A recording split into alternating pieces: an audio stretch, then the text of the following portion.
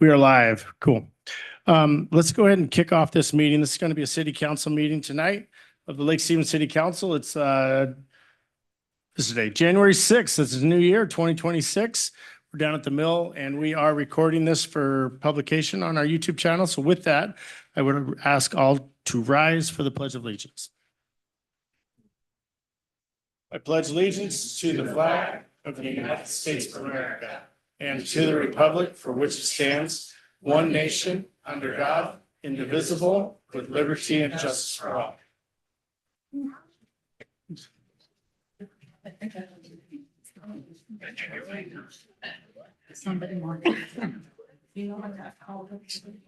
All right, great. Hey, this is going to be a very special meeting for a lot of reasons. It's the first meeting of the year. We've got some new council members to swear in and get going. We also have some great promotions to recognize within the police department. How I'd like to do this is to do the oath of officers first. I want to do the council members first, and then I want to do the police officers. And what I would ask is for everyone to just freeze where you're at. They will take a 5-minute break so that y'all can go take pictures and that sort of thing. If you don't freeze where you're at and y'all leave one at a time, then we create a ruckus and we can't enjoy the other swearing ins. So please do that for me. So we'll do the council members first, then the police officers, and then we'll take a 5-minute break. With that, let's kick off the oath of offices. Clerk Chellen. I have Councilmember Packard and Councilmember Ryan, Councilmember Vance, and Councilmember Edwards. Wherever, yeah, right here's good.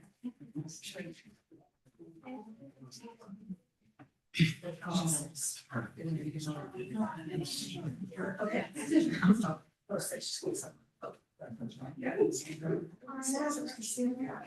Okay, right hand up, and repeat after me. So I state your name. Do solemnly swear or affirm.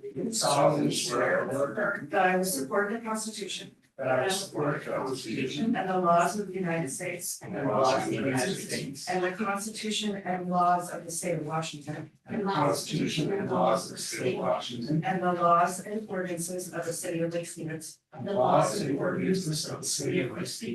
I will faithfully and impartially. Perform and discharge the duties. Of the office of City of Lake Stevens Council position. For a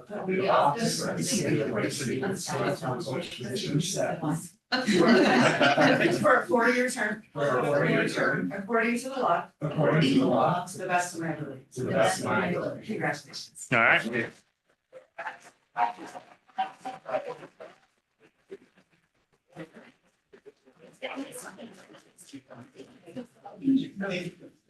I don't have to take a picture. I think they should. I think they should shake their hand. Do they have to Nope, walk? nope, They now you have have to to, I have walk to do the gauntlet. I think, is this the first time the line has ever been longer than the gauntlet? Yeah. Congrats, Sasha.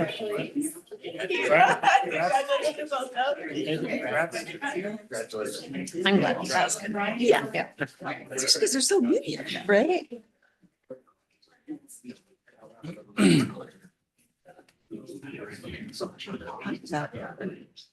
With me. I know. No, that'll be for underneath. Yeah, just the first line. You're good. Thanks, guys. Yeah.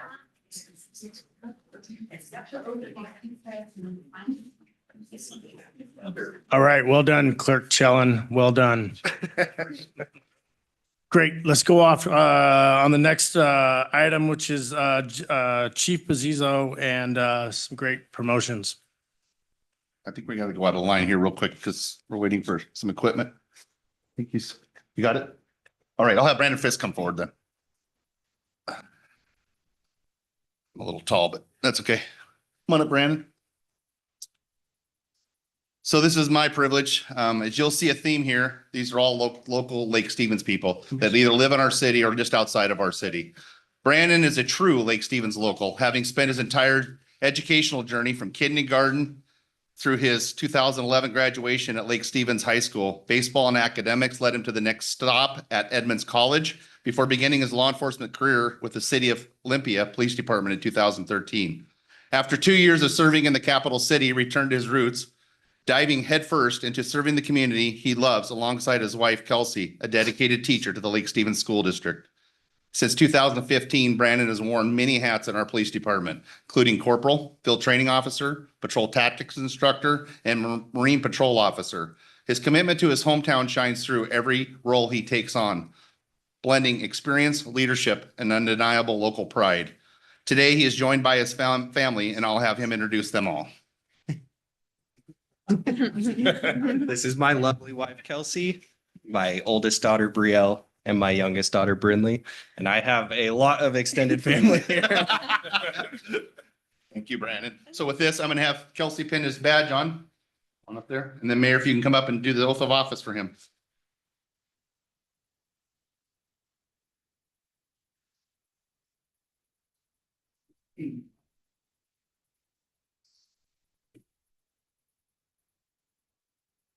All right, you want to turn around and do the oath of office? This oath of office is gonna be a little difficult for me because Brandon is Brandon's wife went to school with my kids. I don't have any kids old enough to be able to start in the police department, so it might be hard on me this morning as on you. So.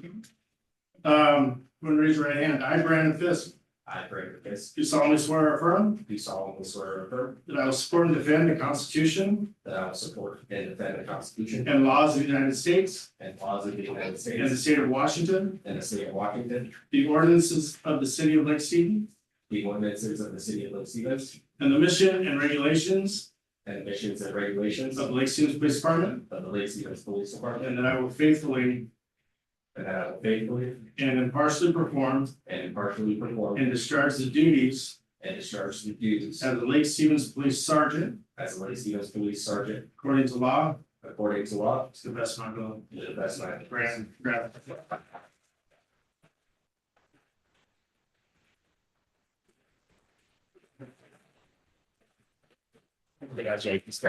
It's your promotion. Appreciate it. All right, next up, we are doing a records lead assignment with Melissa.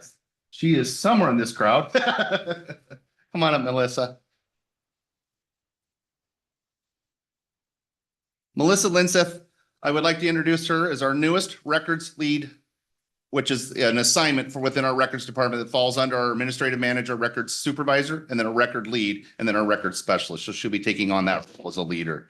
Melissa started with the Lake Stevens Police Department in June of 2024 as a record specialist. During her time in records, she has completed her certified public records officer certification through the Washington Association of Public Records Officers. And she currently holds the Advanced Record Specialist Achievement through the department's professional development plan, which consists of taking training in records management, public disclosure, and retention.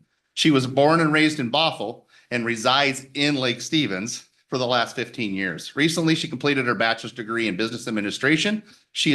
When she is not working, she's spending time outside baking, which we all enjoy, and with her family in Eastern Washington. Well, on that, congratulations, Melissa, and I'll have the mayor for you. Do you have any family here?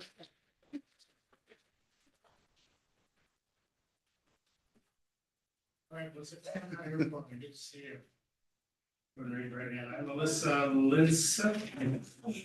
Do solemnly swear or affirm Do solemnly swear or affirm that I will support and defend that I will support and defend the Constitution and laws the Constitution and laws of the United of States the United States and the state of and Washington, the state of Washington, the ordinances of the city of Lake Stevens, the ordinances of the city of Lake Stevens, and the mission and regulations and the mission and regulations of the Lake Stevens Police Department, of the Lake Stevens Police Department, and that I will faithfully that I faithfully and impartially perform and impartially perform and discharge the duties. and discharge the duties. Yeah, it's difficult. Lake Stevens Police Records Lead, Lake Stevens Police Lead, according to law and to the best of my ability. according to law and laws of my. You're in.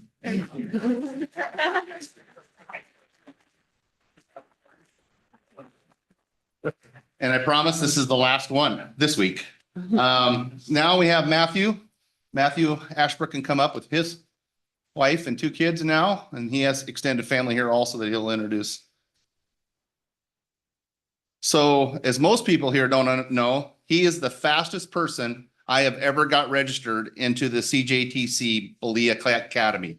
He was registered for the academy before he became a city employee with the city of Lake Stevens in our database, which is amazing for our academy and our getting people registered. So Matthew was born and raised in Bel Air, Maryland, and is the youngest of 3 children. God bless his parents. Throughout his life, Matthew had a role models that pointed him in the direction of service to others. Matthew grew up as a first responder household. His father was a battalion chief in the Baltimore City Fire Department, where he served 31 years. Matthew's older brother, Michael, has served in the Maryland Air National Guard over 20 years, which he came out to your graduation, which was an honor. Also looking up to his brother, Matthew followed in his footsteps. At 21, Matthew enlisted active duty in the United States Army. While stationed at Joint Base Lewis McChord, Matthew served as the UH-60 Black Hawk crew chief and served 1 tour in Afghanistan. Matthew and his wife decided to plant roots in Washington and ultimately chose Lake Stevens as their home. After 4 years of working as a local truck driver, Matthew wanted a change and missed the service and camaraderie he experienced in the military. A career in law enforcement was the answer. Matthew was hired in the Lake Stevens Police Department on July 28th, 2025, and attended the Basic Law Enforcement Academy in Berrien starting August 17th? August 12th, that's right, August 12th. And then he graduated December 18th of 2025. So Matthew is excited and honored to have the opportunity to serve to protect our city that he and his family call home and love so much. With that, I have you introduce your family, and that's all here. Absolutely. So this is my lovely wife, Alina, my oldest son, Graydon, youngest, Garen, and my in-laws, Mike and Gerald, are in the back. That's all just. All right, I think it's cool. So Mayor, if you can come up and swear him out. Let's do it. All right, Matthew. Oh. There's one thing the police department is about, it's about family, so gotta keep them close. Sorry. I'm Matthew Asper. I'm happy to affirm. Do solemnly swear or affirm Do solemnly swear or affirm that I will support and defend that I will support and defend the Constitution the Constitution and laws of the United States and laws of the United and the States state of and Washington, the state of Washington. the ordinances of the city of Lake Stevens, The ordinances of the city of Lake Stevens, and the mission and regulations and the mission and regulations of the Lake Stevens Police Department, of the Lake Stevens Police Department. and that I will faithfully And I will faithfully, and impartially perform partially perform, and discharge the duties discharge the duties of Lake Stevens Police Officer of Lake Stevens Police Department according to law and to the best of my ability. according to law and best of my ability. Grant.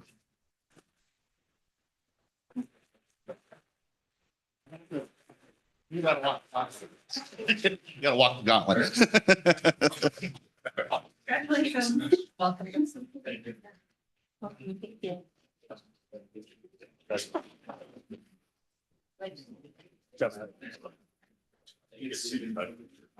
So at this, do you have anything else, John? Nope, that's it. At this time, let's do this. Let's adjourn and re-adjourn at 6:25. Let's take 10 minutes.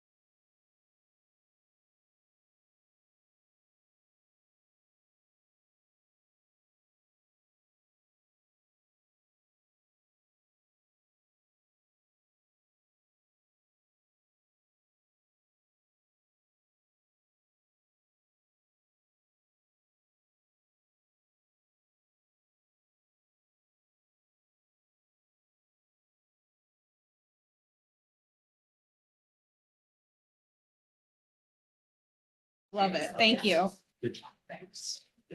All right. I do want to recognize our great Lake Stevens High School students. Whoop, whoop. Being ambitious, starting at the beginning of the year to get that time in that they have to be here for. So good job. All right, Clerk Chellen, can we get a roll call of the council? Absolutely. Councilmember Araya, Here. Councilmember McManus, Here. Councilmember Donahue, Present. Councilmember Shipman, Present. Councilmember Jorstad. Here. Councilmember Edwards. Here. Councilmember Packard. Present. All right, great. All right, so as we have a new council and it's a new year, first thing we knock out is deciding who is going to be the council president and the council vice president. And how this works is I will ask for nominations from the council members for a council president first. We'll need a second on that nomination, and then we'll continue to ask for nominations. After we have all the nominations on the floor, then if there's competing candidates, then you can have a few minutes to talk about why you want to be president, and then we'll go into an election process. And then we'll rinse and repeat for vice president. So with that, I would open the floor to nominations for council president. I would like to nominate current Council Vice President Shipman for the position of Council President. Okay. I have a second. I'll second that. Okay, so I have a nomination of current Vice President Kim Shipman as for president. Do I have any other nominations? I'd like to nominate Angie Jorsad for council president. Okay. I'll second that. Okay, so I have a nomination of Councilmember Angie Jorstad for president and a second. Do we have any other nominations? Hearing none. Take 2 minutes. 3 if you're ambitious. And tell us why you want to be president. Thank you. I appreciate the nomination. This is the beginning of my 7th year on council, and I have served in the role as council president previous several years ago. And I find myself in the position of the council member with the most experience, which is kind of strange. I want to be helpful to this council, especially given that we have so many new members. I feel as though I have the ability to lead in a way that is with humility. I think this is a role that requires that you be able to see many different perspectives, that you be able to be a liaison between our council and our city staff, between our council and the mayor, to bring forth those issues that are really important to council members in a way that help us work together to move forward. I feel like I'm someone who can facilitate a meeting fairly well. And like I said, if the council wishes me to be in this role, then I humbly accept, and I appreciate the nomination. Thank you. It would be my pleasure. Thanks. All right, Kim. Okay, I didn't realize I was going to be speaking, but my name's Kim Shipman, and I'm starting my 3rd year on council.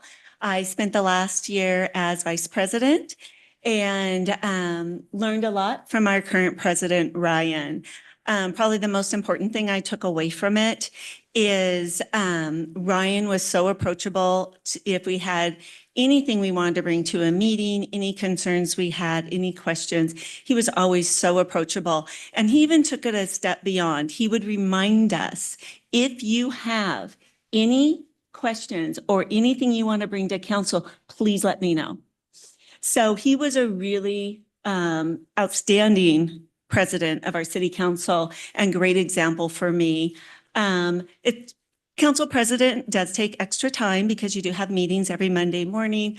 I'm a small business owner, so I have the flexibility to make my time available to make these meetings and do the extra responsibilities that are required of the city council president. So thank you for the nomination. This last year, I really learned a lot about the role of president, being the vice president. And so I just want to thank you all for the nomination. And if you elect me president, then basically my goal is to represent the rest of our city council members in that, do you have anything you want to bring forward, as well as be active within the meetings themselves. All right, great. So with that, we will do a roll call vote for Councilmember Kim Shipman first. Councilmember Araya. I'm first. Okay. Nay. Councilmember Shipman. You still vote for your, You can vote. Okay, for me. I'm assuming you're a yes. Yes. Councilmember Donahue. Yes. Councilmember Edwards. No. Councilmember Jorstad. No. Councilmember Packard. Yes. Okay, and Councilmember Jorstad. And Councilmember McManus. Sorry. No. Oh, I'm sorry. So three yeses, 4 no, so not a majority. Okay, Yeah. And so now we'll have, Councilmember Jorstad. okay, Councilmember McManus, Yes. Councilmember Jorstad, Yes. Councilmember Packard, No. Councilmember Edwards. Yes. Councilmember Donahue, No. Councilmember Shipman, No. Councilmember Araya. Yes. That's a pass. Okay, great. We have a new council president, Councilmember Jorstad, Council President Jorstad. Congratulations. Do you wish to play musical chairs or stay in the position? you're Let's just stay where we're at. at? Okay, we'll have enough time being close. That sounds good. Yeah. All right, so with that, let's open up nominations now for council vice president. I'll nominate Councilmember Shipman again. I'll second that. Okay, I have a nomination of Councilmember Shipman for vice president and a second. Is there any other nominations? I would like to nominate Nathan Packard. Okay. Do we have a second? I'll second. Okay, and we have a second for Councilmember Packard. Any other nominations? All right, since vice president is a lesser duty, you only get 1 minute.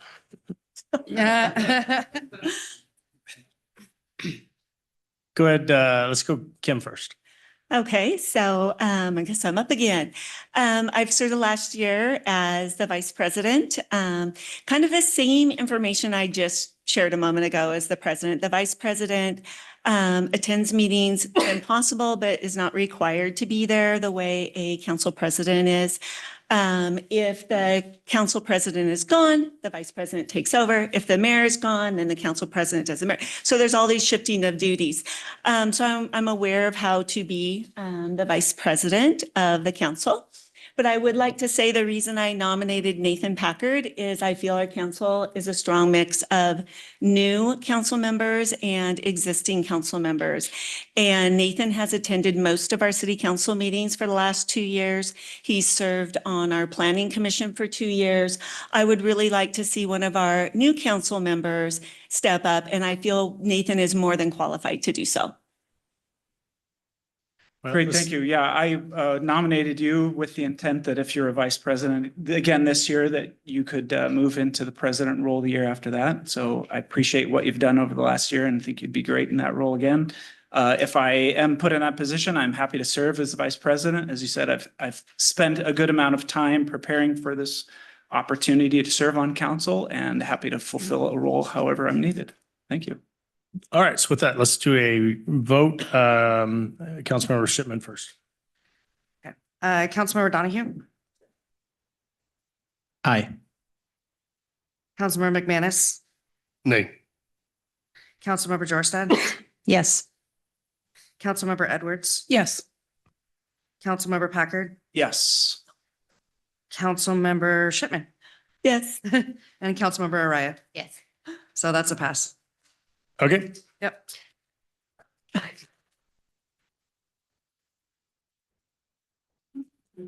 all right, great. Let's move forward then. And Council President, can we get a Approval of the agenda, please. Thank you. Everyone has an agenda in front of them and has had a chance to review that. Could I get a motion? Pass? Second. Can I get a motion first? I'll make a motion to approve the agenda. Thank you. Is there a second? Second. Thanks. So a motion, a second. Any discussion? All those in favor of approving the agenda as submitted, say aye. Aye. Aye. Any opposed? Thanks. You have an agenda. Okay, great. Let's kick off our guest business with the one and only Trevor Justin, who is our lobbyist on our state lobby stuff. There you go. I don't even know what the word I want. State legislative There we go. issues. Yeah. Whatever you want Priorities. to call it. It's all the same, right? Yeah. Let's see what you got, Trevor. Can you guys hear me all right? Is that good? Okay, good. Well, good to see you all. Congratulations to the new council members. Good to be in front of you. Just want to give kind of a 2026 legislative session preview and then cover the city's legislative priorities for the 2026 session. Of course, happy to answer any questions as well. I'll note up front, the legislative priorities is kind of a living document. So it doesn't mean that anything that's on this priority document is the only thing that we're going to weigh in on. We track anything that impacts the city or local government. So again, kind of a living document. We use this as a guideline as we navigate the piece of legislation and budget provisos that are introduced in Olympia. With that, I'll give kind of a pre-session preview. The session will start coming up next week on Monday, January 12th. This is the second year of the biennium, so it'll be a short 60-day session, 60 consecutive days starting January 12th, ending March 12th. Earlier last year now was a 105-day session. So the state operates on a 2-year kind of biennial cycle. The first year they pass budgets in the long years, 2-year budgets. The second supplemental year that kind of update the budgets, the operating capital and transportation budgets. As we entered the 2025 session, the state had significant fiscal challenges, had about a $16 billion shortfall over the $72 billion state budget. State navigated that with some budget cuts and significant revenue enhancements from the 2025 session. As we look ahead to 2026, we continue to see fiscal challenges to the state, not at that $16 billion level, a lot smaller this year, but still a budget challenge nonetheless. The governor released his budget proposal to the legislature on December 23rd and noted about a $1.6 billion shortfall. That's a $1.6 billion shortfall in addition to the state agencies submitting $2 billion in requests to the governor that were described as much needed costs to state agencies. The governor ended up funding that $2 billion ask at the $700 million level. So if you take the 1.6 and add the new 700 million, we got about a $2.3 billion budget deficit that the legislature is challenged with for the 2026 session. The governor plugged some of those holes by taking money from the state's rainy day fund on the tune of about $1 billion.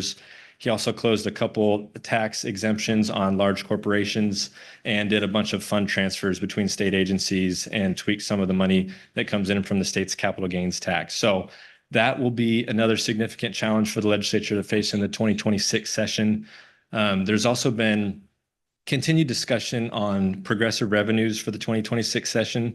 In the governor's press conference when he rolled out his budget on the 23rd of December, he also came out in strong support of a millionaire's tax or an income tax on those that make $1 million or more in income in any given fiscal year or calendar year, rather. So that discussion has been ongoing for a number of years. We've really heard a lot more discussion about that progressive revenue source here, particularly in the last couple months. So Democrats in the legislature, progressive Democrats, continue to talk about that income tax on that $1 million threshold or more in a single calendar year. So those will be kind of the two big ticket items that we will look to see in the 2026 session.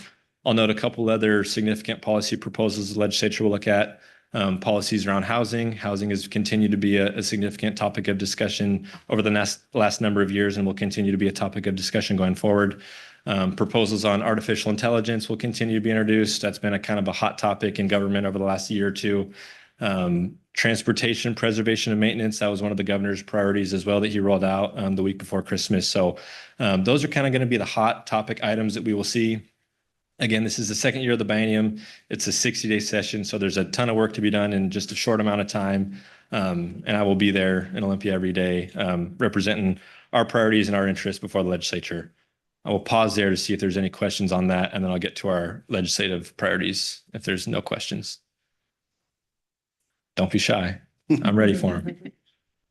Okay. We have people going for the AWSA Action Days. Are you, I mean, will we have a chance to connect with you there? Or? Yeah, I'll be in town. I'm always around on the campus. I know they usually host at St. Martin's, I believe it is again next year. So I think that's the 21st and 22nd, if I'm correct. So yeah, I'll definitely be in town and would be happy to connect if you all show up. Great. Yeah. Great. For the city's 2026 priorities, have a number of holdover items from last year and a couple new items as well. Obviously, transportation infrastructure continues to be a hot priority for the city. 79th Avenue and 24th Street extension, seeking about $500,000 in the state transportation budget to continue that project. Looking to get to 60% design on that project. That's a pretty significant corridor for the city. And we'd like to see if there's state resources to fund that $500,000 ask, again, to get to 60% design for that corridor. And then a couple holdovers from the last legislative session that we worked on for a number of years.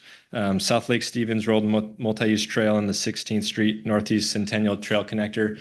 This has actually been funded in the budget as of a couple years ago. This was funded in the Move Ahead Washington package. It was passed in 2022. We got about 2.5 million for the path and 3 million for the trail.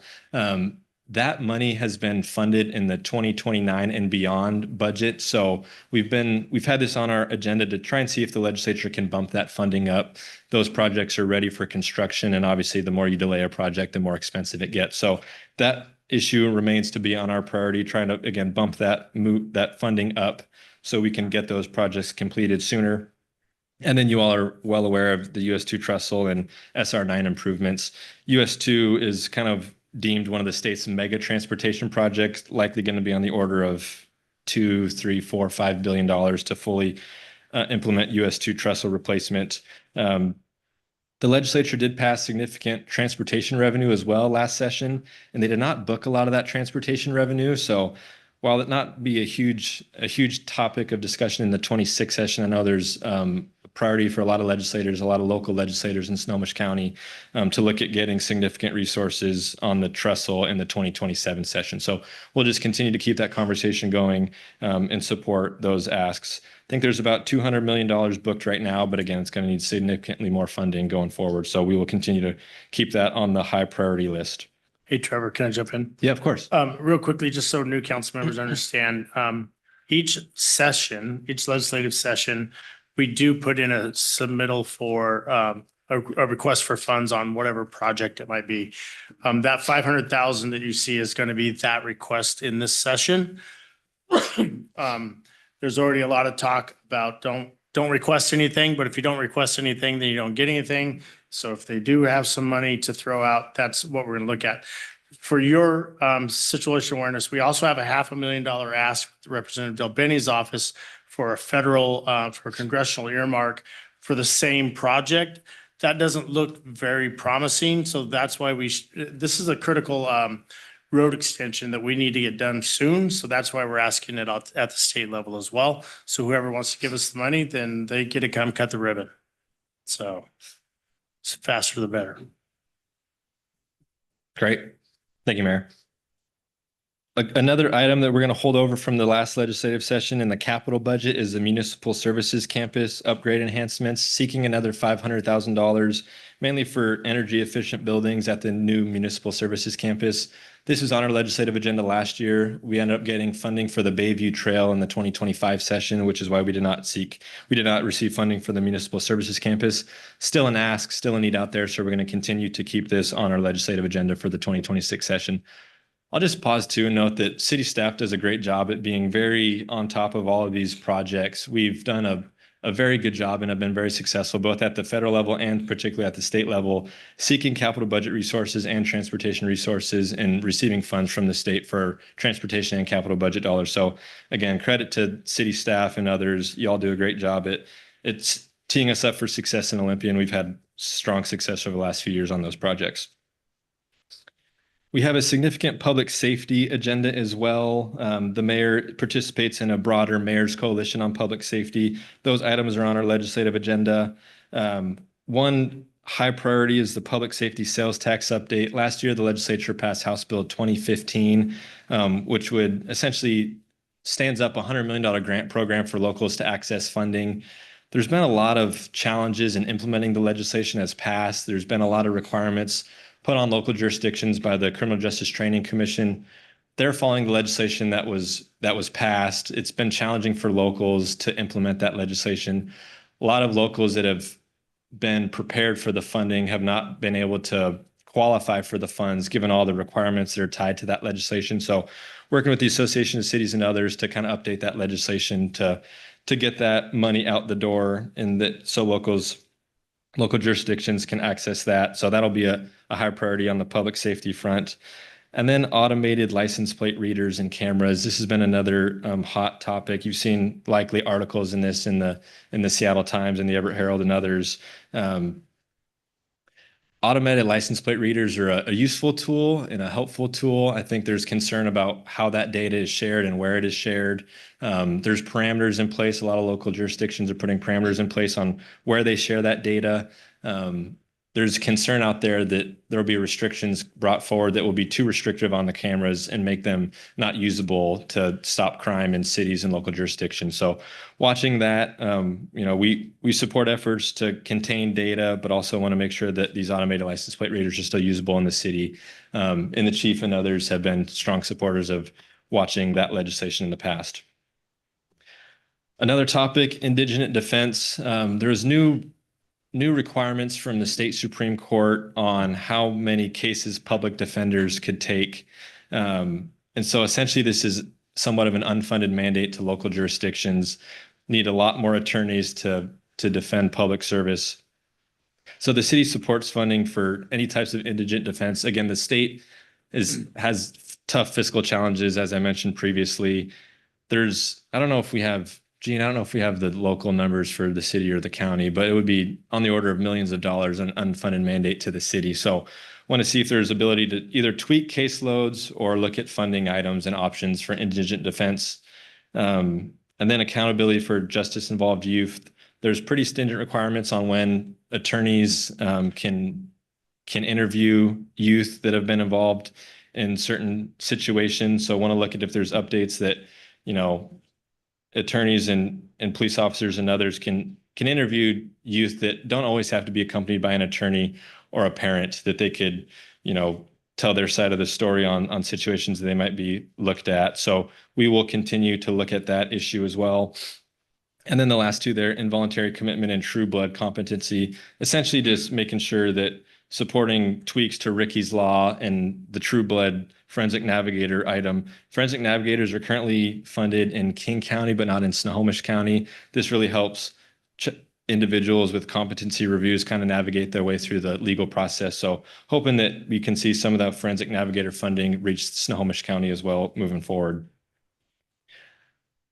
On the local revenue options, obviously the cities, not just our city, but other cities as well, have continued to, like the state, have local budget challenges. And so the mayor and Gene and I have looked at a lot of different local revenue options that would give locals different tools to access more funds, either from the state or on their own as well. So we kind of have a menu of options there in the legislative agenda on issues that we're looking at starting the conversation on. We do not expect any of these bills to pass this coming legislative session, but just want to go on record and make sure that state legislators know that the locals are struggling with budgets. And we have a number of menu items that we could explore to kind of raise revenue locally for local jurisdictions and cities. There's a cannabis local excise tax share. Right now, locals only get $20 million. We're looking at a piece of legislation that would give locals $100 million. So obviously that's an $80 million ask that would take money away from the state and give it to locals. That's going to be a tall ask. But we want to start the conversation to let legislators know that locals are struggling with their budgets and they need some relief on some of these items. Also exploring a local cannabis excise tax. It would allow a 2% tax on local cannabis grown in the city. There's some parameters on what jurisdictions could pass that tax, under 50,000 in cities, under 250,000 in the county level. So we're looking at a piece of legislation on that. Also a park sales tax. There was a piece of legislation a number of years ago that I actually worked on, House Bill 1025, that would allow 1/10 of 1% sales tax, voter approved option to go to local jurisdictions for parks, trails, and things of that nature. 1/10 of 1% is probably not going to move the needle as much. So we're looking at a 0.2% local option voter approved sales tax, again, to fund parks and trails and other things like that. So going to start the conversation on that one again. And then a transportation benefit district rebate would allow a 0.5% sales tax rebate specifically to those cities that have passed transportation benefit districts to look at transportation projects in cities as well. So again, those are some tall asks. We're not naive. We know that those are not likely to pass this coming session, but we do want to get these pieces of legislation introduced so we can continue the conversation with legislators to let them know that, again, locals are struggling with some of their budgets, and here's a number of options that could help give some relief to local budgets. Quick Councilmember question Dorsey, for yes. there are several items where you state that legislation has either been proposed or it's already out there. Are any of those pieces, I guess specifically around the cannabis excise tax, has any of those proposed legislation, has that come from inside Snohomish County or? Came from me. I've written all 4 of those bills. All 4 of the local revenue options? Correct. Great. I'd love to talk more about that. Let's chit chat. Okay, thanks. We've talked to some other local jurisdictions as well about who supports different types of items. So I know I shouldn't name any cities particularly, but there a number of cities are looking at including some of these on their legislative agenda as well. That's great. Yeah. Go ahead. Okay. I just had a question. When we were back in DC last May, Senator Cantwell had mentioned that the trestle was the #1 capital project in Washington State. Is it still in that #1 slot? Do you know? I would say it's a very high priority. You know, they continue to work on the I-5 bridge from Washington to Portland. That's a little bit farther down the road than the trestle, but I think a lot of folks would agree that the trestle is kind of that next big mega project that needs to be worked on significantly. So I would say yes, if #1 in a lot of folks is on the list, but certainly a high priority for legislators, both locally in Snohomish County and statewide. I have a couple questions. Please. And this might be for Jean and the mayor as well. The main campus updates, the municipal service campus. If the city receives that 500,000, is it true that that is already funded, that project? So if the city receives that 500,000, would that in turn free up like some pandemic funds that were used for it, or what happens to that? No, so well, Gene, you're probably more versed, or even Russ. That's what I was gonna do. It's just Russ. Yeah, Feel Russ. that is project manager. So, yes,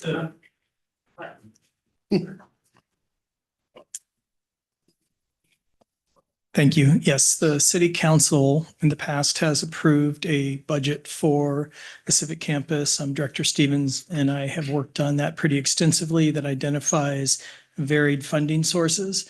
So yes, if we brought in additional revenue, it might free up some of the dollars that are being applied from some general fund accounts. But the project is funded at this point. Okay, that just seems like a big chunk of cash that we could use elsewhere if we were able to get that. So I was just curious how that worked. And then the public safety, is that the same one that Chief Bezzo brought in front of us requesting it a few meetings back? 2015, House Bill 2015. Well, he presented recently on a proposed tax and council said not right now. That would be it. That's the same one. Okay. That's it for now. Thank you. Yeah. We also have a third page on our legislative agenda, stuff that we just kind of support or oppose, oppose unfunded mandates, support protecting state shared revenues, behavioral health, public safety, housing and homelessness, a couple of different kind of lower priority items that as we see proposals on these topics, we either weigh in, either supporting legislation, testifying in support, or similar actions. So again, this is our 2026 legislative agenda. Again, it's kind of a living document, right? We will weigh in on any piece of legislation that impact the city. We work really closely with AWC. AWC does a great job on following all legislation that impacts all 281 cities and towns in the state. So go to weekly meetings with them. We're in constant communication with this Association of Cities. And again, this is our agenda right now, but happy to answer any other questions, or if not, Mayor, I don't know if we approved it right away last year, or if you wait a week and approve it next week, or I wouldn't. Whatever you It's guys not an wanna do. action item for tonight, Okay. so. It is a special meeting. I didn't notice the action, so it'd have to come back. Yeah, we can Okay. bring it back next Yeah, week. sorry. So just a little education, especially for the new members, kind of how the legislative session works and how you get informed on what's going on. So Trevor does a weekly email of bills that may or may not apply to these topics that we're concerned about, that are on our priorities. Let us know the status of them, lets us know where they might be going. So you'll get that from Trevor weekly. You'll also get from the Association of Washington Cities bills that they're watching, and so that you can know from that side what is out there and what they might consider with the terminology opposed, for, or neutral on bills, so that so just so that you know, like, this isn't just, these are ideas and concepts that we want to prioritize. There's not necessarily specific bills attached to them, maybe yet. So so that's kind of how the legislative session works, as far as being up to date on bills that are out there, good and bad bills, and whether or not we want to support them. there will be hundreds of proposals that we will track. I will send you a weekly report that will be way too long for you all to read. There's a lot of bills, but always happy to answer any questions. And AWC does a weekly meeting. We kind of try and track the highest priority issues every week. So I'll try and flag those in the report, but it gets somewhat lengthy at the end of the session because there's just so many proposals introduced. And I want to make sure that anything that could impact us, it's in front of us, and I flag it for y'all. So. And periodically, if there's a bill coming up that is going to substantially impact Lake Stevens, Trevor may ask us to come down and testify. So some of you might be asked to be involved in that as well. Questions for Trevor? Thank you. This is always super helpful. It's kind of good to know what direction we're looking at heading, knowing that things are going to change in a few weeks anyway, but I Yeah. appreciate the information and the heads up. Well, you guys are great to work with, and it's a pleasure representing you in Olympia, and looking forward to another year. Thank you. Thank you. Thanks, everybody. Trevor. Thank you. Appreciate it. All right, let's go into citizens' comments. I've got 2 green sheets for citizens' comments, but let's first see if there's anybody online who wishes to provide comments. I don't see anybody right now. So again, if you would like to speak to the council and you're on Zoom, if you can raise your digital hand, I can bring you into the meeting. I'm not seeing any hands. All right, great. Let's start with Sally Joe.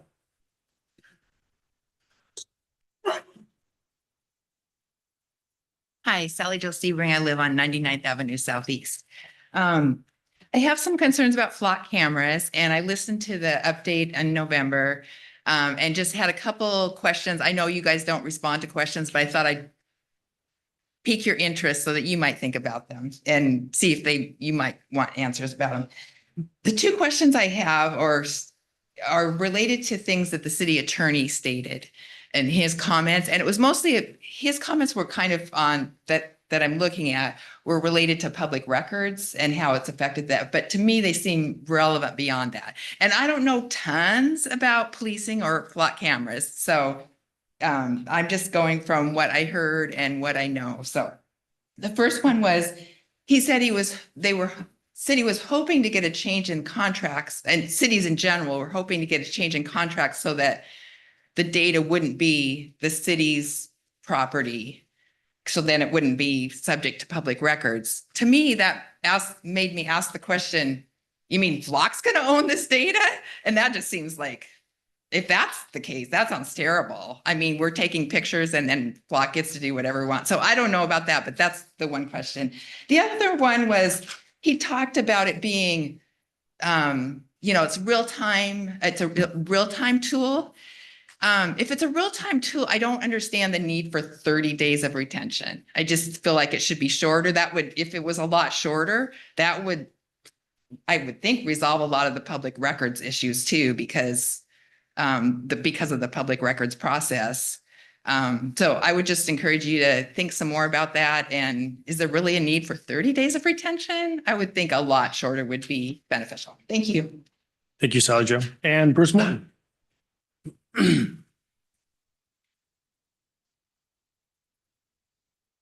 Yes, Bruce Morton, live on Vernon Road. I'm here again talking about flock cameras. This is like my third or fourth time. You all had a very lengthy discussion on November 18th. Sally Jo and I have been talking about this, and just to kind of, most of you weren't at that meeting, so I'll just kind of give a little overview of what was discussed. There was a summary of the issue with the camera sharing, the sharing of data. Up until last July, data was shared with federal and other out-of-state agencies, and that the setting was found, and that has since been turned off. The officer also gave several stories about how flock cameras had a nexus to many of the crimes that had been investigated or solved in the area. And he went through all the settings, different settings on the cameras. And I do have one thing to note. And I did notice, I stopped the video and I saw that multi-factor authentication is turned off. So with a simple username and password, one can get into the system and access all the data. I don't know about, if you know anything about security, MFA should always be on for higher level security. So I highly recommend that. Also, a major part of the discussion, as Sally Jo mentioned, was that the camera data, according to recent court findings, that the camera data is subject to Public Records Act because it's owned by the public. And so I have some recommendations there. And lastly, as part of the discussion on November 18th, the city attorney did mention that you have the authority to turn the cameras off and make changes to the settings. So now, over a year ago, when I advised you before the cameras were installed, I gave you advice from the ACLU, which was they advised two things. First, to turn off sharing to non-local agencies.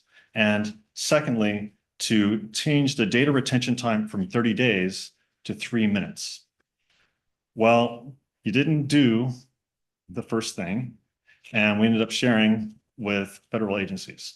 Now, you fixed that, but now I want to talk about the data retention.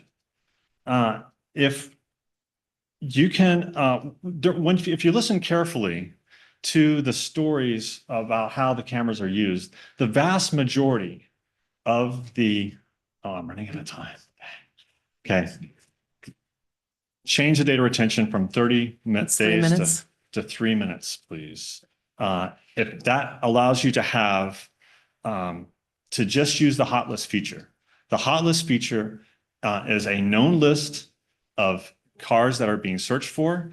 You just identify those, and that if you allow for just that feature, then the data does not need to be requested because there is no data to request, and our privacy is retained for those of us who are law-abiding citizens. Thank you. Thank you, Bruce. Appreciate all the comments. Let's move forward then with council business. Council President. Thank you. We use council business to share information about our liaison work, city happenings and city business. So we'll go ahead and go through and allow each person an opportunity to talk. And this is something we'll do every week. I'm going to start down at this end and with Councilman Packard. Nothing for me tonight. Thank you. Councilwoman Edwards. I don't have anything except for a huge thank you and I appreciate everyone here. Thank you. Thank you. I just want to welcome new council to the table. I'm super excited about this year, very excited about new energy and also just new perspectives and new lenses that we're going to look at this work through. I look forward to becoming a functioning, happy team together. So thanks all for being here. Councilwoman Shipman.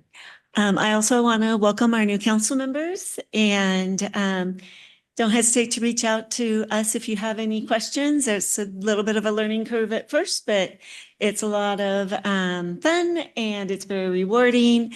And I can sincerely say, do the best to serve our city. So welcome, and I look forward to getting to know you all.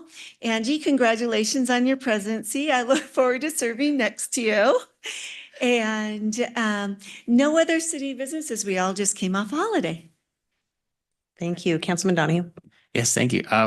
Well said, both of you. I would echo those comments, and beyond that, nothing from me.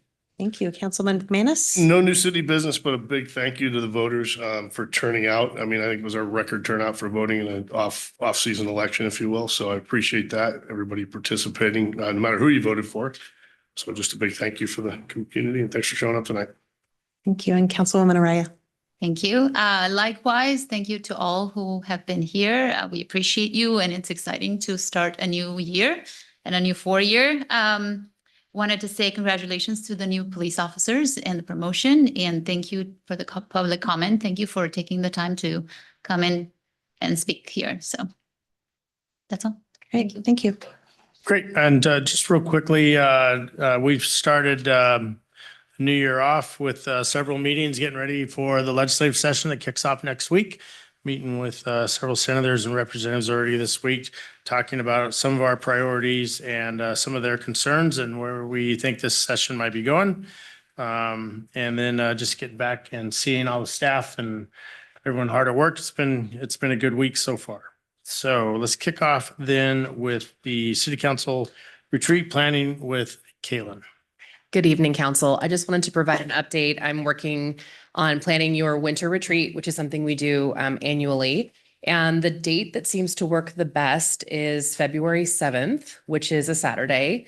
The mill which is great, is booked out quite far in advance. So we have been gifted the police training room to be able to use that. And there'll be a lot more information to come about logistics of what that day is going to look like. But I just wanted to make sure that the 7th worked for this group. And it's going to be kind of an all-day 8 to 4 training or a meeting. Any issues with that day? Possibly. My son's birthday is the 5th, so let me confirm birthday plans with my wife and get back to you. Okay. So we'll tentative until we hear from you. And if it works for everybody else, I mean, don't let me hold that up, but just that's the only thing. I think I'll be all right, but yeah, let me check. Okay, thank you. Do we want to also at this time go over the agenda that we're thinking about, do that agenda paperwork, those agenda thoughts? For the retreat, but also the build up to the retreat. Maybe just the sheet that you have in front of you, and then we could refine the retreat just a little bit more and bring it back maybe next week. Yeah. Okay, so in front of you, this blue sheet, you'll see there's been a couple of the new council members asking, like, how are we going to get up to speed on a lot of things, which is great questions. So you'll see our tentative, these are draft subjects for the next few council meetings and workshops that are coming up. If you aren't quite understanding how every other Tuesday, second and fourth Tuesday is a council meeting, and then we fill the Tuesdays in between if there's workshop items to talk about, to do workshops. So you'll see council meetings and you'll see workshops.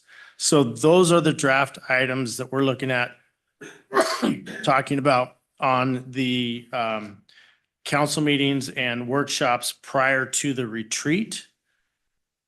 The retreat we see as being heavy department reports so that you can understand better what's going on in each of the departments. What we will ask you to do is take a look at these subjects, think about a a retreat that is heavy department reporting.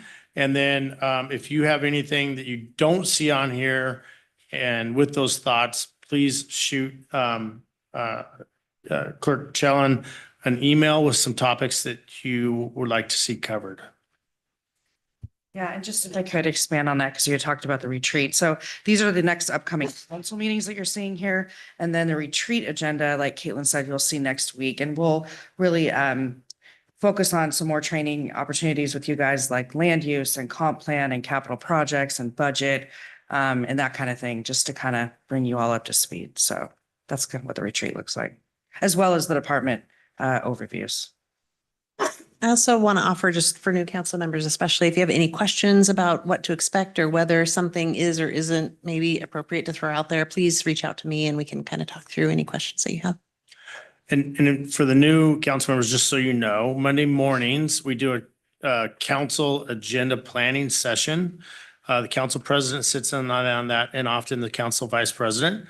And with staff, and then we talk about what's coming up in the next council workshop or, next couple of weeks of different either city council meetings or workshops. And then that's where we build those agendas. Yeah, and again, just this is a snapshot that you're seeing as of tonight. Things could change tomorrow. Someone could have a contract to add, something might not be ready.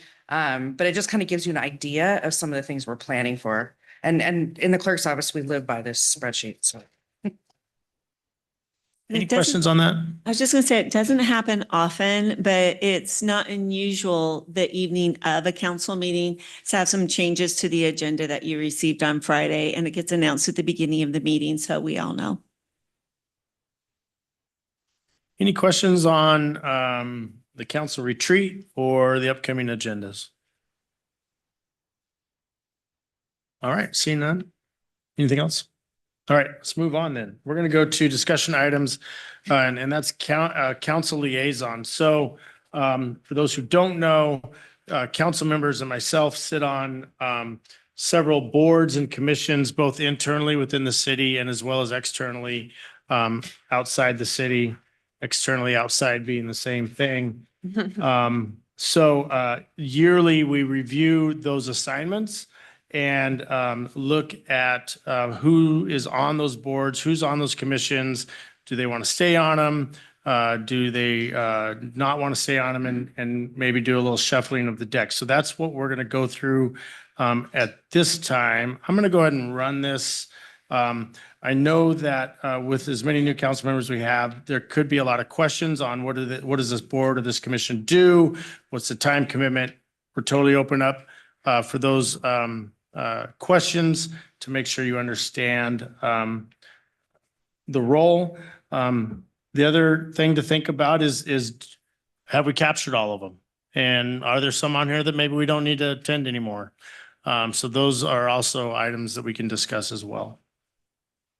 So the first one that we have there is the council appointees to board and commissions interview panel. So what that panel is there's two council members that whenever there is a planning commission position open or library board or park board, and we solicit from citizens applicants for those positions, we have two council members who sit on that selection board and helps to choose those positions.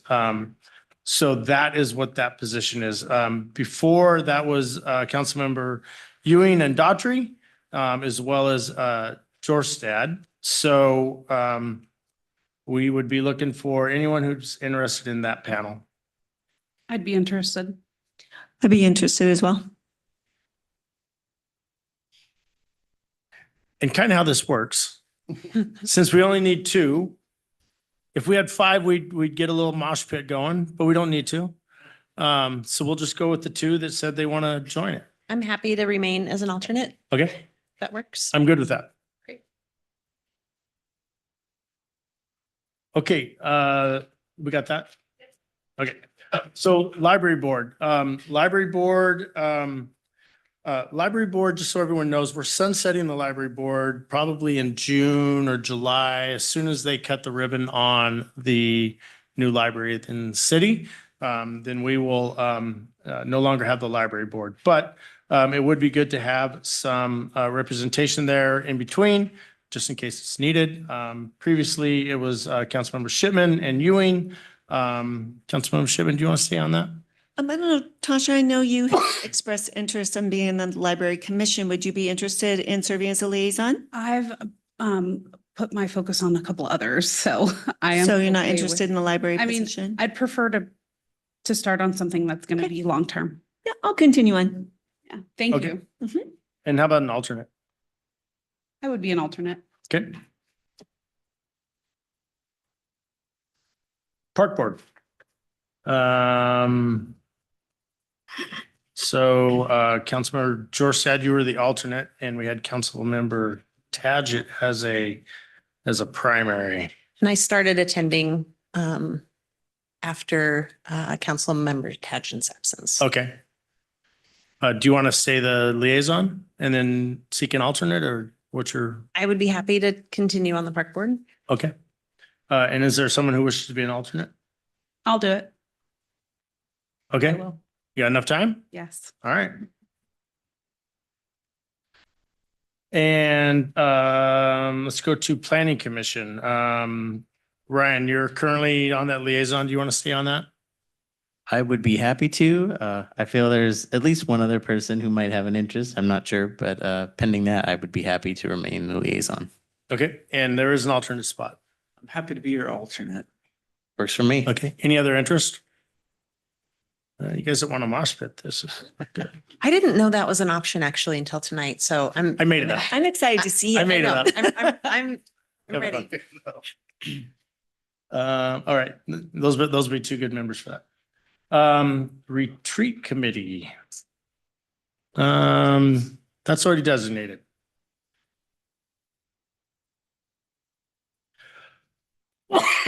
All right, so some of the external boards and commissions that we have, there's the Affordable Housing Alliance, and I know Councilmember George Stad's been on that for a couple of years. You want to stay on that? I would. Okay, and then we have Russ, do you attend that, or who's the staff member that attends that? What's that? I attend those. Okay. Why don't we keep that mixture if everyone's okay with that? Okay.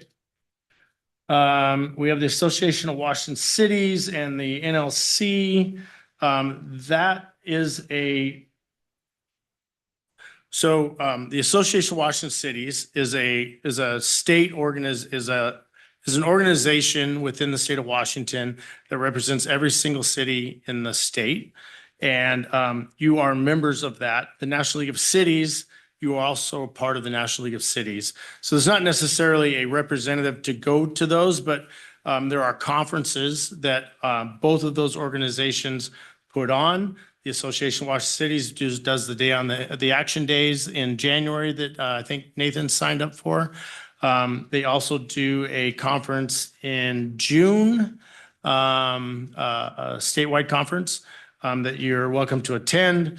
And the National League of City, and they have a lot of other boards and commissions, or they have a lot of other boards that you can apply to be on within AWC. And I highly suggest that you do so. I'm a board member of the Association of Washington Cities, so I'm a big advocate of what AWC does. They do good work. But take a look at the internal boards that they have, whether it's the health board or the legislative committee. There's some great opportunities to do some additional service at a state level within that organization. Like I said, you are also members of the National League of Cities. Think AWC at the national level. NLC does a couple of conferences a year. The big one is the Day on the Hill. That's usually in March. We sometimes have sent council members back for that. One of the things, it's a great organization to go back and see at a national level. It's a different level than what I think a lot that we deal with at our level.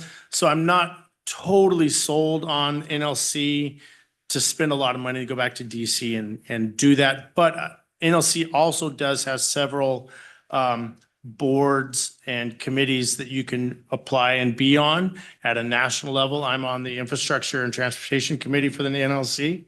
So take a look at the NLC and the opportunities there as well to serve. It's important for us as mayor and council members to go back to DC and see our delegation.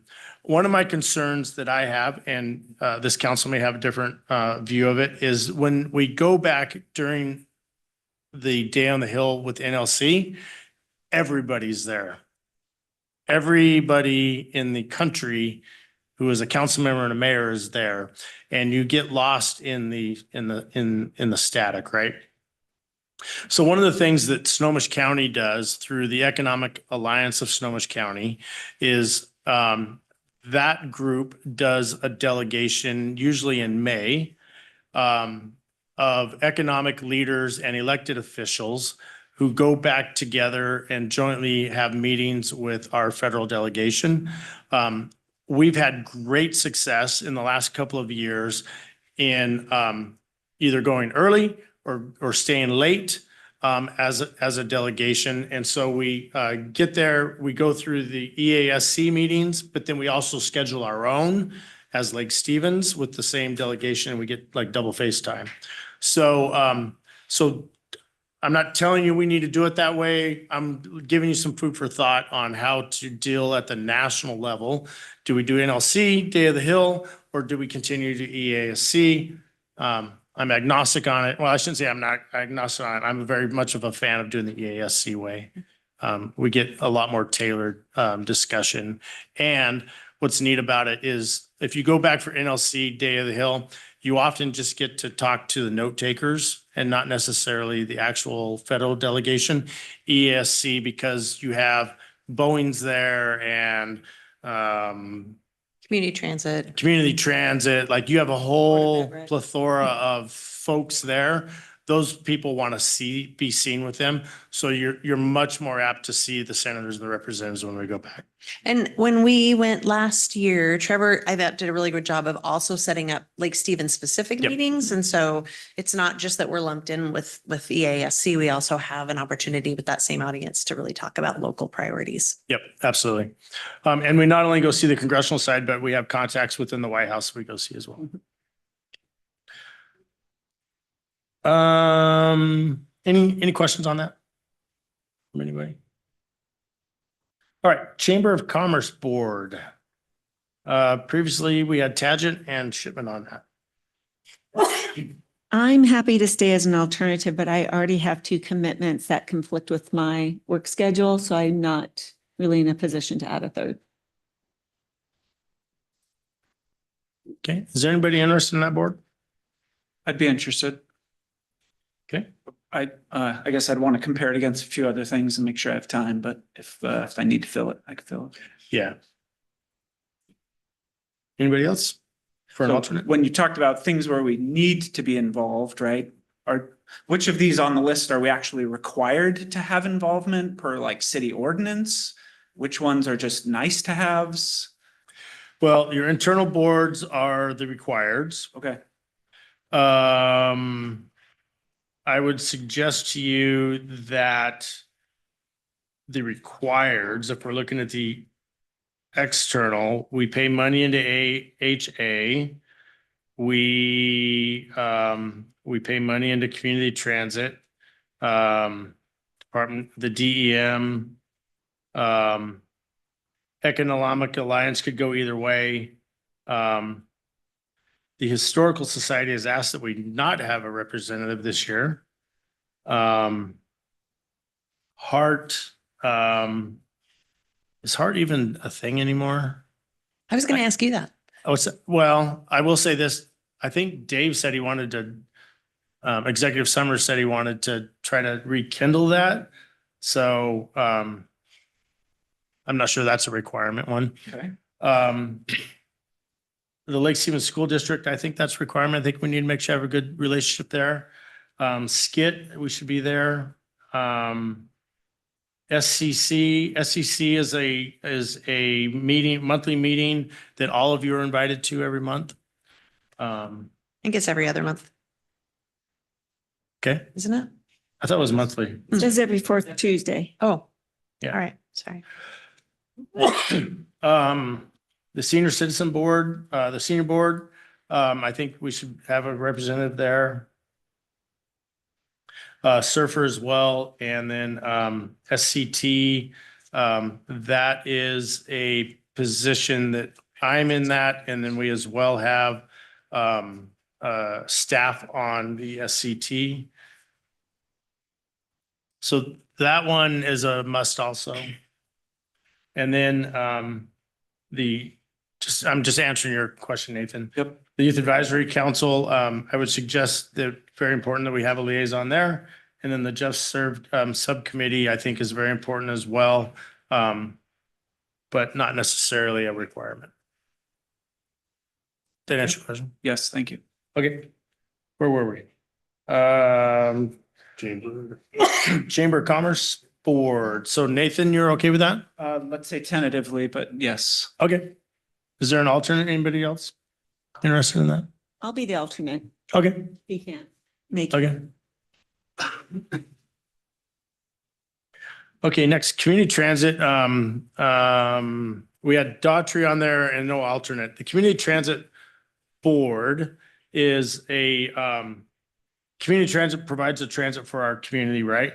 For most of the county, there is a board and there's 4 large city seats. We are one of the large cities, us, Marysville, Edmonds and Linwood. And of those 4 seats, 3 of them are actual on the board seats and 1 will be an alternate. So with the community transit, Councilmember Daughtry was on that for a very long time. That one, I would ask to take that spot. More than likely, I would be just an alternate.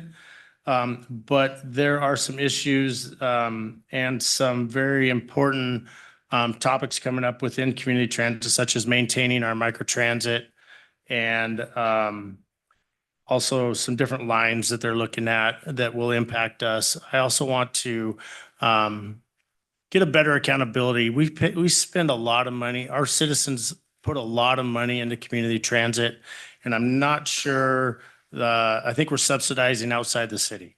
And I just want to kind of keep an eye on that. So I think I would like to I would like to have that spot so that we have a full-time mayor position in that area that can keep an eye on our community transit priorities.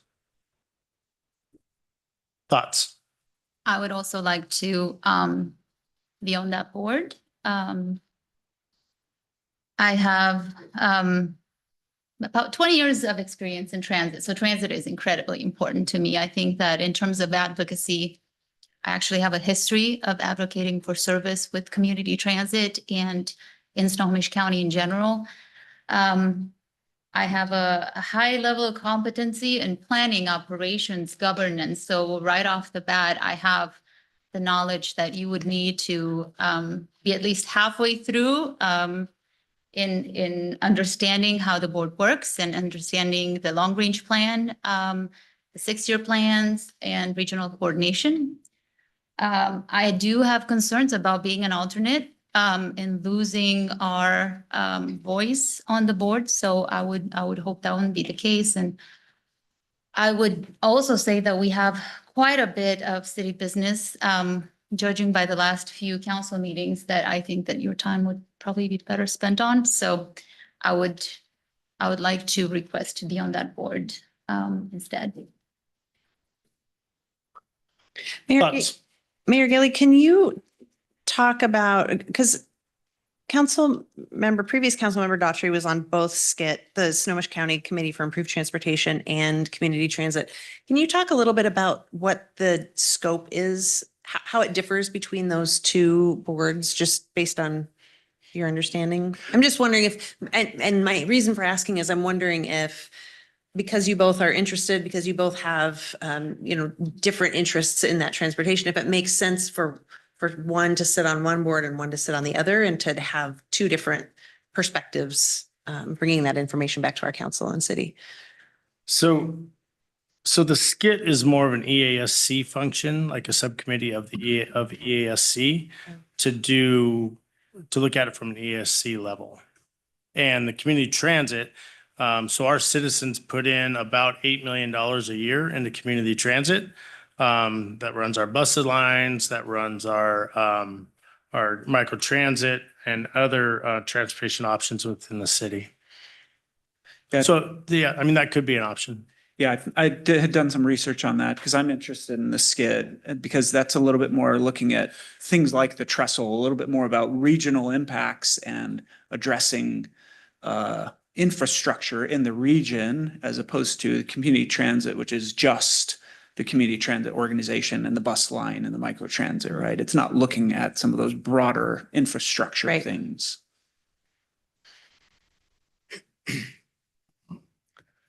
I guess the only question I have for the community transit position, in the past, I've heard it described as an executive appointment. Is that the case? Like, are you looking for our input or is this our decision to make? You know, I don't know the answer to that, Ryan. Okay. I don't know that it's an executive appointment or not.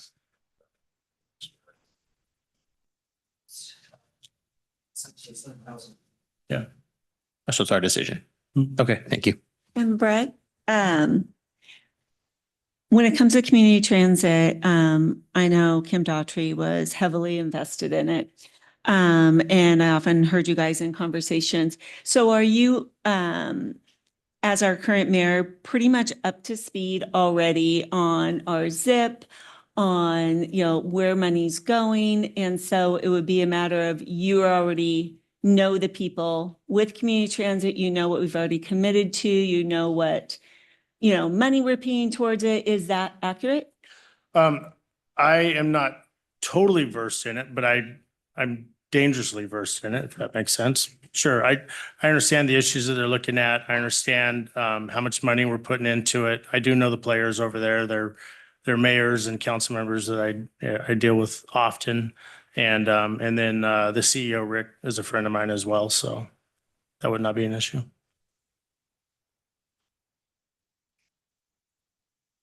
Yeah, I guess I'd weigh in that I'd hate to lose our board position on that, being one of the biggest cities in the county. And I think that I'd be concerned about bandwidth, Mayor, especially with your new role with the county on the Charter Review Commission.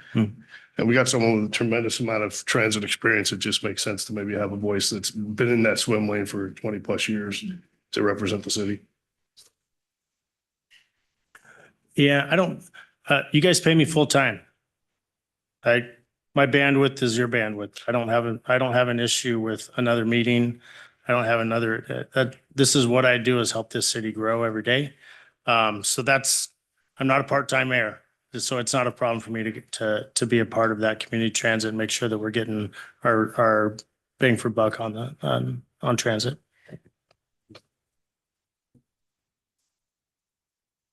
I guess I always weigh on the side of the experience that council member Gloria brings to the table with a strong consideration. Is that a nomination? I would nominate Sabine to be on that committee. Sorry. I was interrupting the nomination process. Second. Can I just take a What's that? breather here for a minute? Greg, our city attorney's online. Greg, can you hear me for a legal question? Greg? He's muted. Yes. Can you hear me? Yeah, this is a special meeting. Can you hear tonight. me? Yes, can you hear me? Yes, okay, this is a special meeting Can you hear tonight. I feel like we're at a Verizon commercial. Anyway, I'm not Yes. exactly take official action on this tonight. What's that? I don't know if we can take official action. I'll need to step out and give him a call. I didn't notice it. Greg, can you hear me? Let me look at my notice. Greg, we can't hear you. While he's figuring that out, I guess I'm confused why. Yes. Would Can you hear require- me? Yeah, go ahead, Greg. Greg, can you hear me? Oh, okay. Councilmember Donahue, she means notice of we didn't notice that we'd be voting on this, like a motion for the special meeting notice. So if you guys are trying I to do. can. Can you hear me? To be continued.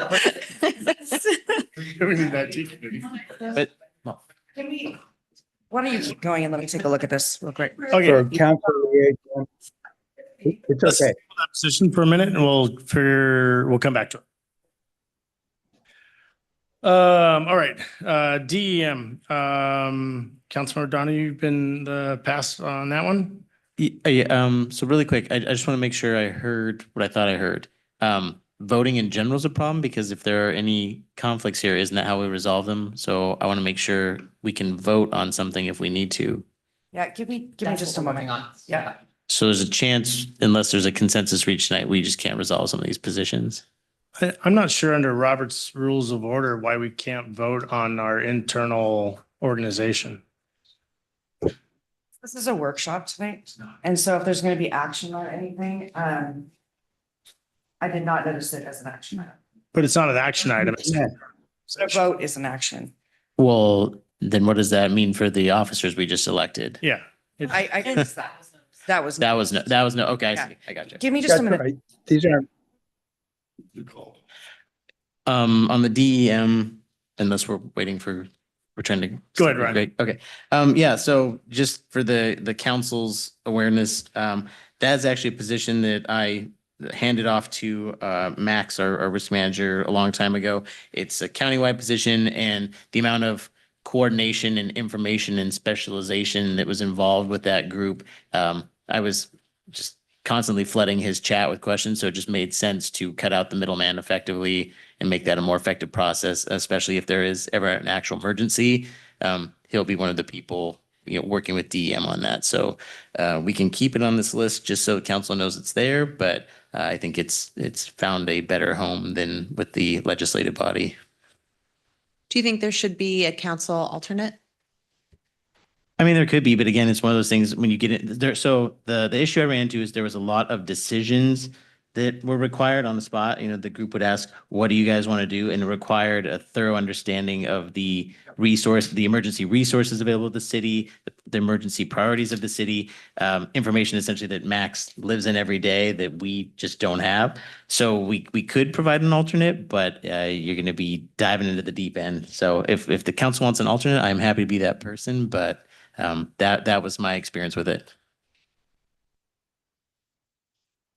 I'd be an alternate if need be. I've got a lot of experience with emergency management. You want? Okay. It's gonna be the alternate. Okay, yeah. That works for me.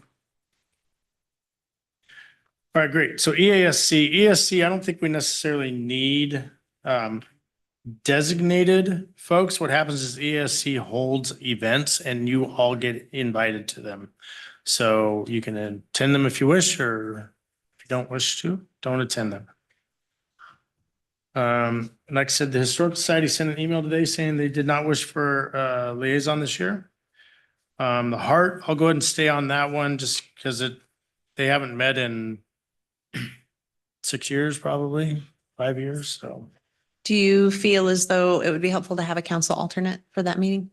if you want to jump on, is that what you're thinking? And I just was. Were you volunteering? I mean, sure. I know I you just- like houses. I do. I really do. I just wondered, given that it hasn't been very consistent, if you think that would be. I like I said, I think I remember Executive Summers talking about restarting it a couple of months ago, but we hear that every year. Okay. So. Well, and it says that it's a virtual meeting held via Zoom, but doesn't really say anything other than approximately every other month. So it doesn't say day of the week or Yeah. time or anything. Kim, we haven't met in 5+ years. Okay. Good for you to be on. It's a good, yeah. School district. We've had Representative Shipman and Representative, I just promoted you. Councilmember Shipman and Councilmember Jorstad on that. I'd like to stay on We want that. to keep that? Yeah, I've created some strong relationships. It's 2 meetings a month. They're approximately 3-hour meetings. But no, I'd like to stay on that. I've developed some strong relationships with our district. Okay. I would like to remove myself as the alternate for that meeting. Okay, is there an alternate? You want I could volunteer to be. an to jump on that? Great. And then the skit committee, is that, Nathan, do you have interest in that? I have an interest. Any other interest in that? I'd be an alternate. Okay. SCC, everyone's invited. The senior board, I'd like to stay on that as well. okay? And is there an alternate? They meet every Monday? The second Monday of the month at 10 o'clock up at the senior center. So just down the road. Yep, I'll be an alternate. okay. Sewer utility committee. So sewer utility committee, if you, through the ILA that we have with the sewer commission or the sewer district, there are 3 members of the city and there's 3 members of the sewer district who meet once a month and we are supposed to coordinate and discuss sewer issues. So that is what that utility committee is. So currently on that is myself and Councilmember Donahue and Councilmember Peter Shigan was on that. So we do have 1 spot open on that if you want to continue serving. I would be happy to continue. Okay. I would be interested in serving. Yeah, I would also be interested in serving. There's your scrum. Okay. I'm sorry, Angie, you said yes? Okay. Any other interest on that one? Okay. Thoughts on that? It's mosh pit time, right? Mosh pit. Can I we guess, mosh pit? Do we know now? Yes, we can. We can mosh pit. Okay. Brian, I guess a concern I would have with you on that is, during your campaign, you received donations from a sewer commissioner. So how would that, how can you settle that and have the city in mind and not, a constituent who donates to your campaign? City's first priority, number 1 in this role. And it's a common sense approach. You know, I've heard both sides of the issue. We've talked about my side of the issue, your side of the issue. So I think we need a voice on there of common sense. Yes. I'd like to be on that committee. I think there's a little conflict of interest. There was a discussion last city council meeting in regards to that. Some of our previous council members received campaign donation from developers. And from what was shared with me, the perception from our city was our previous members were bought and paid for by developers. So I think there's a conflict of interest to have a new council member who was just elected that accepted funds from a commissioner to serve on that board. So one thing I kind of want to put out there, just address the elephant in the room. There is ongoing litigation with the sewer district. I want to reassure everybody that no matter who is on this commission, it's a lot of the meetings are information sharing. There's a lot of discussion, but any key decisions about litigation or, you know, significant interactions with the sewer district will come back to the full council. So no matter how this pans out, I don't want anyone to feel like they need to be on this to have their voice heard on what I know are important issues and have been mentioned by voters. That will come back to the full council. Yeah, I'd also probably weigh in that, you know, if we're going to go by who donated campaigns, we probably have to go through this listing again. If you're measuring against campaign donations, then planning commission would be a concern. So just things to think about. If we're going to hold a lens to one thing, we have to hold a lens, that same lens to all positions. Sorry, I just want to double check. Planning commission. What would be the? Well, I mean, the planning. Yeah. Well, the planning commission, if you were heavily financed by developers in your campaign, it's the same thing you're lending to for me taking campaign money from someone on the sewer commission. Sorry, I just want to be, are you using that as just a general example or are General you? example, yeah. Okay, I was like, I have not No, no, received no. any campaign General donations. example. This is general. I would suggest there's a difference in that the planning commission liaisons are liaisons. The utility committee with the sewer district has an actual voting power. So that is a big difference. The sewer utility committee has voting power. So that is a much different than being a liaison to the planning commission. I think it would be helpful, I mean, in examples of votes that have been taken, just because I don't want that to sound, again, more powerful than it is, But the potential is there, potentially. which is a concern for me. I would like to say, if I may, that it's donating to a campaign is also similar to the mayor supporting one of the candidates for the council positions or another council member supporting one of the candidates. So it does depend on the amount or whether they did it as a personal donation or, so it's support, but I don't think it precludes someone from doing their job, what they're signing up to do and being fair and being honest and having integrity. The goal is to be objective and make decisions that benefit the city. So that's what I operate under. So no matter who donated my campaign or didn't, it doesn't matter to me. Okay. Thoughts? Clerk Shellen, did you get feedback or information about if there are multiple people vying for the same position? What I steps we did, can and I'm take? sorry for the disruption. I just wanted to be sure we were good to go. Yes, we can make motions for this. Yeah, great. Given they're not policy changes, they're more your internal affairs. He was fine with it. Thank you. Appreciate the clarification. Okay, so do both of you still want to be on it? Any movement? Okay. All right, so let's, Maybe I'll say one really quick thing. Just, Yeah. I appreciate your comments and your motivation for being there. I think my reason for stepping forward is having been a part of the process for the last 6 years and having seen sort of the different iterations that our relationship has been through with the sewer district. I feel like I know enough to be up to speed fairly quickly and can be an objective member of that group. So just say that. I just would say I agree with that. I've only been on council 2 years, to start my 3rd year, and I'm not up to speed on everything that's gone on in the history of the sewer district. I can see what I've seen in the last couple of years and why I've developed the opinion that I have. But even serving on council for the last 2 years and being part of those meetings when these things are being discussed, I'm not up to speed. So I think that's a very valid point.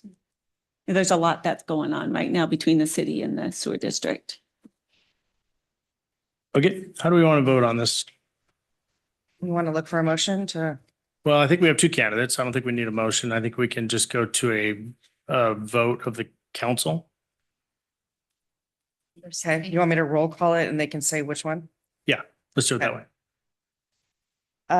Okay, so you guys are voting on whether it is Councilmember Jorstad or Councilmember McManus that is going to be on the sewer steering committee or utility committee. Just to be clear, we're saying a name, you're not doing them one at a time and, We're saying a name. okay. Yeah, if the council's okay with that. Mhm. All right. Councilmember Packard, Councilmember McManus.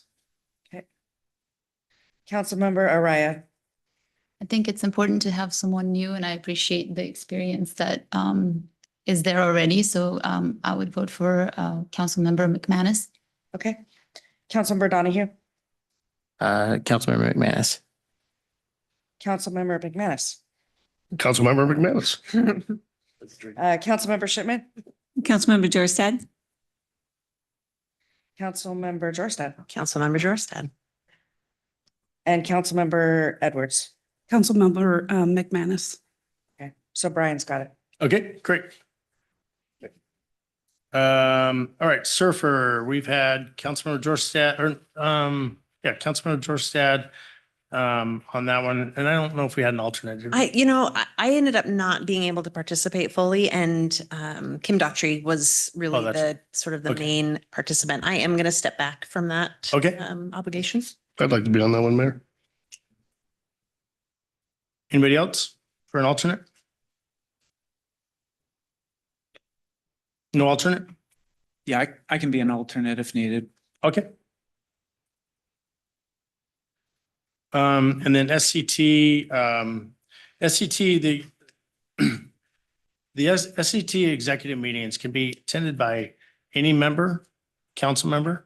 So the, no, I'm sorry, the steering committee could be attended by any, I'm in that steering committee. And in fact, I'm actually one of the chairs of SCT. And then Director Russ Wright as well attends that on the steering committee side. I would suggest just that we keep that council president VP as the backup in case needed. But we have a lot of representation on that. I would agree. All right, let's pop back up to community transit and see. I think we would probably have a vote there as well. Okay. Between Mayor Gailey and Councilmember Araya. Would that be 2 votes? Because didn't you want to move to an alternate position versus a board position as a city or no? No. So, Okay. So let me clarify that. So there's 4 positions, 4 large city positions. There's a Linwood one, Marysville, Edmonds, and us. I'm not saying that if I went over there, I would fight for an alternate. I'd fight for a board position, right? But kind of the way that history has been, more likely we would be an alternate spot. But we could fight for a board spot. Okay. And can you clarify for that position, like you did for the sewer subcommittee, is that a vote? Is that a voting position or a liaison? It's a voting position. Okay. Yeah. And if I'm correct, with the transit, Lake Stevens is only one of 3 cities that have ZIP. Is that correct? Yes. Yeah, so- Linwood, us, Darrington, Are those Arlington? and Arlington. Yeah, there's 4. Okay. So one of 4 to have the ZIP. Yeah. And is that due to our previous standing within the transit? Is that because? Uh-huh. Is that because Kim Daughtry was on the board? I know part of that is us talking to them, and yeah, Kim being on the board, I think obviously helped to influence that decision. The subject of conflict of interest came up. I would like to just hear more, Councilwoman Araya. I believe, I don't know for sure, I believe that you were an employee of Community Transit. Yes. So, okay. Yes. Can you talk a little bit about that and how that does or doesn't create a conflict for you? Absolutely. I've been in transit for a total of 20 years now. 2.5 of those were with Community Transit as manager of system planning. So overseeing their service planning team, long range planning, and then moved into a long range planning position. So I was responsible for the 6-year transit development plan, and their long range plan started that. I have to say that I love Community Transit employees as a whole and the organization. I had a good time there. I had to step back from that position. I afterwards advocated for service that was cut and for employees that were terminated. And so I care about transit. I care about advocacy. I care about service being cut in our community. So I come from a space where I still work for a transit agency in a high position. We are collaborating. Both of us are together, provide service to Snohomish County. And I would like to see, especially commuter service and all kinds of mobility options for us. We are in a very different situation. We have the trestle. We have very few roads. We definitely need more service. So I would like to see that for here, whether it's ZIP, whether it's bus rapid transit, whether it's more commuter service. But I do have that deep bench knowledge of what the terms are, what service hours are. When I look at a document, I understand capital service planning operations. So I think that is really beneficial to have a transit professional on a board that is a representative of your community. I would think that we would want that. So I would like to be that person. Thank you. I appreciate that. Can I ask a quick follow-up question just to make sure?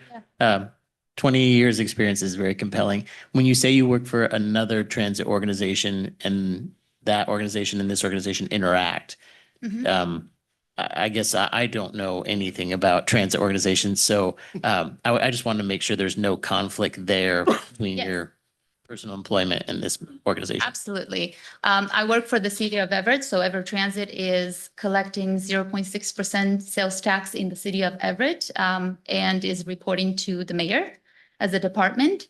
The city of Everett and Everett Transit collaborate with community transit on a number of projects to coordinate service. For example, the bus rapid transit lines that cross into Everett, they integrate with local service, which we provide. So yes, there may be times that agreement was signed in 2007. There's a number of coordinating agreements, but this one is the biggest and it comes about every few years. What I would do in that when it comes up for, renewal, obviously I'm part of both and I would recuse myself from that vote. And that vote is a coordination between Everett Transit and community transit in the city of Everett. So we would not be detrimental to Lake Stevens in that regard. So I would say in the last few years, there've been very few instances of that. So, yeah. Okay, thank you. Yeah. Any other discussion? All right, let's take a vote. All right, so looking for the name of Mayor Gailey or Councilmember Araya. So Councilmember Donahue, Councilmember Araya. Councilmember Shipman, Mayor Gailey. Councilmember Packard, Mayor Gailey, Councilmember Edwards, Councilmember Araya. Councilmember Jorstad, Councilmember Araya. Councilmember McManus, Councilmember Araya. and Councilmember Araya. Councilmember Araya. All right, She's got that's, Thank you. all right, so let's go to Youth Advisory Council. We want to talk a little bit about the Youth Advisory Council and a little bit about what it does. That's our high school folks. Youth Advisory Council was stood up a couple years ago by Councilmember Daughtry and Councilmember Ewing. That council, they're kind of self-functioning, but it's good to have a council member there, just a liaison. And I would say what I've seen of this group of youth is they're involved in volunteerism. So they get involved in the community and they volunteer their time, whether it be helping with Aquafest or making cards for soldiers. I think they did one of those. But basically they get together and they're from the high school and look at ways they can serve the community.